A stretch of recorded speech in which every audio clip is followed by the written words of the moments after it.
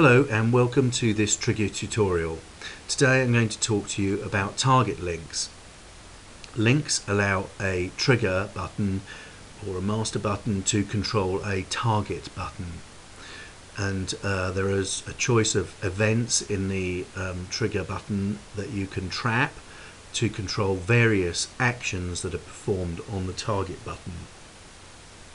Now, to demonstrate just one example of this, I'm going back to a tutorial that I did a little while ago, and I have a piece of music which fires a sync point and fires a voiceover. So we'll just have a quick listen to that. Incredibly, this will be Dex.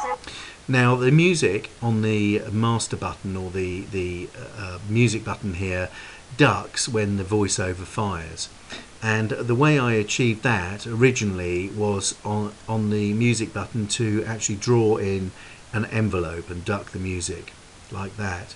But today I want to just show how you can use links to achieve this in a different way.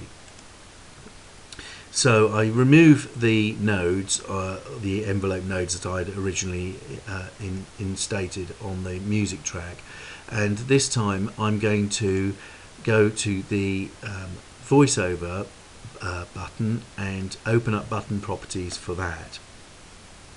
Now I'm going to zoom in on the end, and I'm going to just introduce a little fade out, or an end fade really this is, and I'm just going to put a little node in like that so it doesn't fade straight away. Then I'll go to the links target page, and I'm going to add two links. The first link is going to be when the button is fired, so this is the event here, and the event is when this button is fired, and the target button is the music track. And what I want it to do when that button is fired is, these are the actions that are going to be performed on the target button. In this instance, you can see there are various actions that can be performed here, and in this instance I want it to slide the volume. So I select slide volume and I open up the show parameters, and I'm going to have quite a quick slide of, let's say, 200 milliseconds, and we're going to reduce the target button in level by 15 dBs. Then on the we've got, obviously, when the voiceover finishes playing, we want to bring the music level back up again. So in this instance we're going to say when that end fade starts, so the event, these are the various events that I can trap. In this instance I'm going to use the end fade.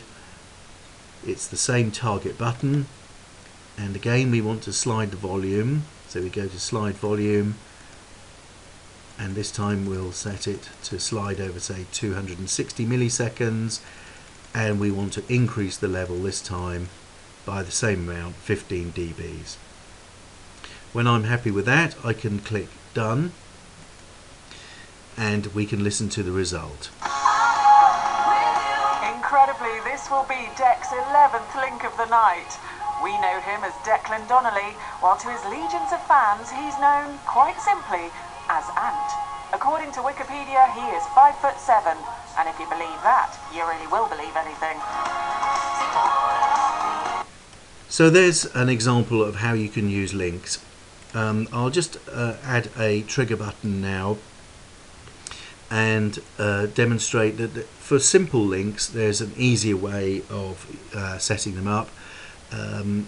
In that we did set that link up in button properties because we wanted to slide the volume, but if you simply want to stop buttons or fire buttons, you can point at the tag section on the trigger button, hold down the control key on your keyboard and drag and drop to the target button.